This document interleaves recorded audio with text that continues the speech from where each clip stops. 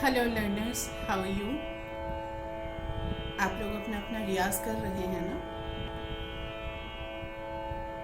अभी हम लोगों ने जितने भी राग सीखे हैं उनमें से अकेला वृंदावनी सारंगी ऐसा है जो आश्रय राग नहीं है। भैरव भी आश्रय राग था और यमन भी आश्रय राग था। और अभी हम जो राग खमाज सीखने जा रहे हैं ये भी आश्रय राग ही है।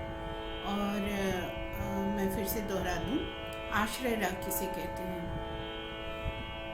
हम सब जानते हैं कि हमारे 10 थाट हैं।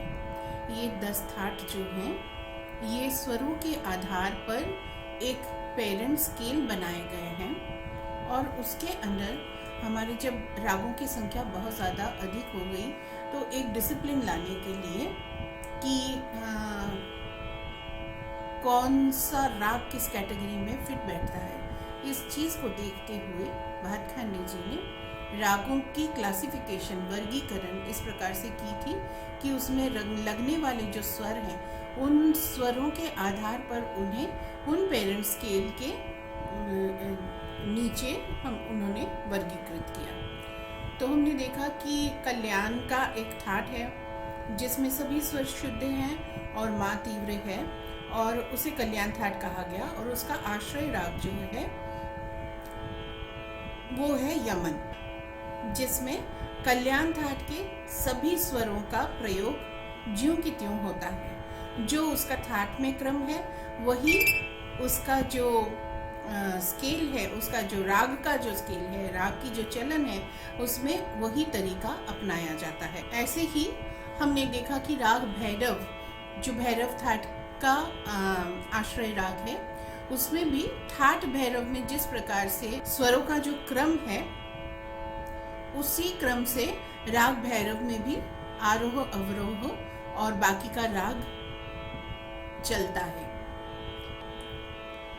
तो इसी प्रकार से हम देखते हैं कि खमाज 10 थाटों में से एक थाट है और खमाज थाट की जो फीचर है वो ये है कि सभी स्वर शुद्ध लगते हैं, केवल जो निषाद है वो कोमल है। तो राग खमाज में भी इसी प्रकार से ठाट खमाज के नियम को ही पालन किया जाता है। आरोह और अवरोह में उसमें सभी स्वर शुद्ध हैं, केवल नी जो है वो कोमल है। परंतु यहाँ एक बात है कि हम आरोह और अवरोह दोनों में देखते हैं कि जाते हुए शुद्ध निषाद और आते हुए कोमल निषाद का प्रयोग होता है, यानी कि आरोह में शुद्ध निषाद का प्रयोग होता है और अवरोह में कोमल निषाद का प्रयोग होता है। राग खमाज जो है वो ध्रुपद अंग की गायकी में बहुत प्रचलित रहा और बाद में ठुमरी दादरा आदि की जो शैली है उसमें भी बहुत प्रचलित हुआ। परंतु ख्याल शैली में राग खमाज को अधिकतर नहीं गाया जाता है। क्यों?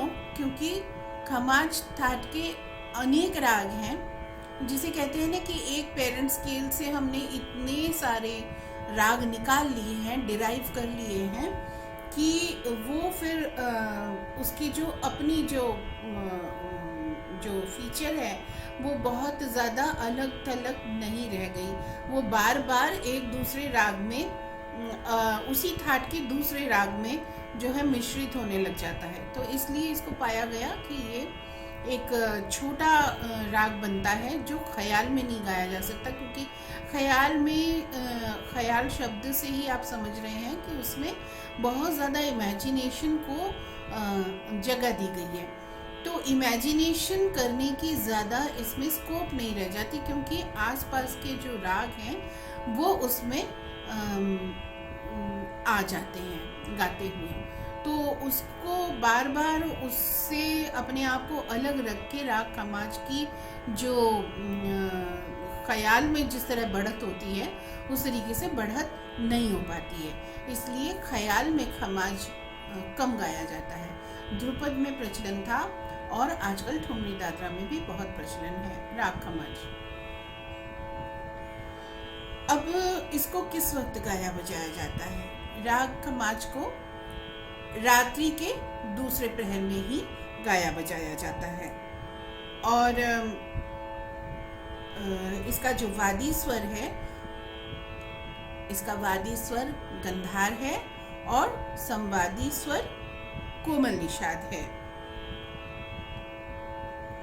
एक बात ये है कि जैसे आपने देखा भैरव में हमने देखा कि संपूर्ण जाति का ही राग कहा जा रहा है, लेकिन ऋषभ आरोह में दुर्बल है, मतलब उसको बहुत ज़्यादा अधिक में नहीं प्रयोग में लाया जाता। लेकिन यहाँ पर खमाज ठाट आश्रय राग होने के बावजूद भी षाडव संपूर्ण राग है, अर्थात इसमें एक स्वर आरोह में जो है नहीं लिया जाता है, वर्जित किया जाता है। वो स्वर कौन सा है? वो स्वर है ऋषभ। तो आरोह में ऋषभ वर्जित है और अवरोह पूरे सातों स्वर लगते हैं, तो इसलिए जाति क्या हुई इसकी? षाडव संपूर्ण। ठीक है, तो अब हम चलते हैं इसकी आरोही अवरोही और पकड़ को थोड़ा सा सीख लेते हैं।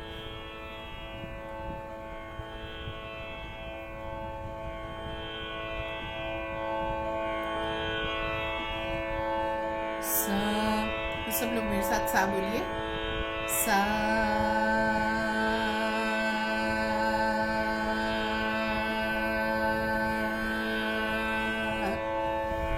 सा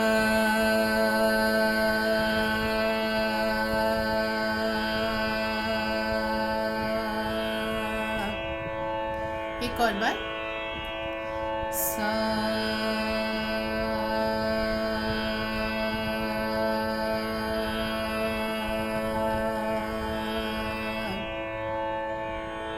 आरोह करेंगे।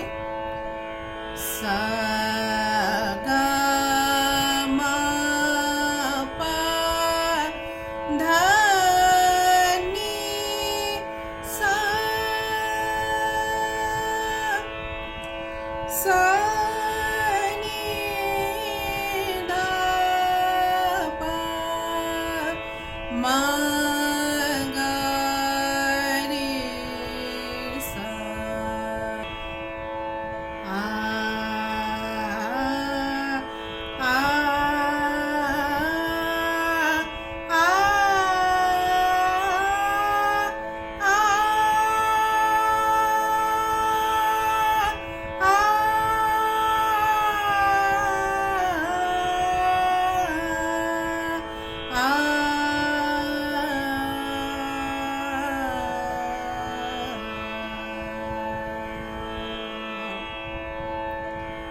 सा गा मा पा सा गा मा पा धा नी सा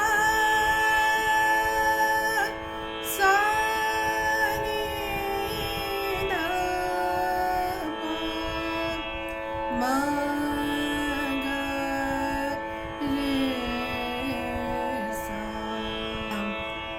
इसकी जो पकड़ है वो ही इसकी चलन को बताती है, तो उसको हम करते हैं।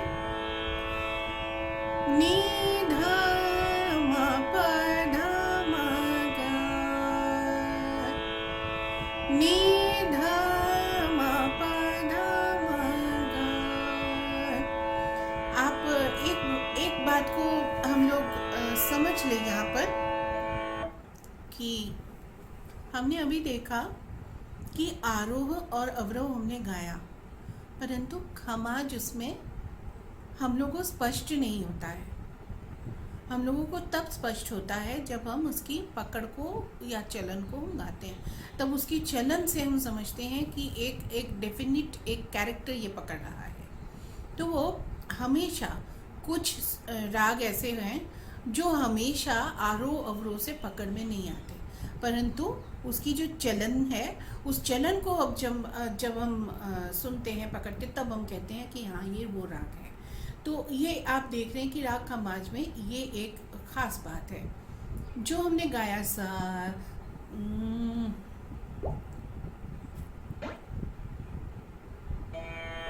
जो हमने गाया अभी सा सा गा मा पा धा नी सा सा नी धा पा मा गा रे सा, इससे एक जो राग की एक शक्ल आती है वो हमें कुछ खास आ नहीं रही है इसमें। लेकिन जैसे ही हम गाते हैं नी धा मा पा धा मा गा, ये बिल्कुल खमाज राग को जो है आपके सामने लेके आ जाता है, एक शक्ल दे देता है उसको।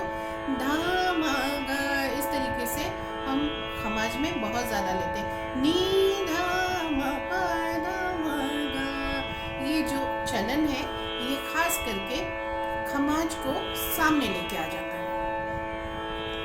आज यहाँ तक, और अभी हम सीखेंगे इसका जो लक्षण गीत है उसको।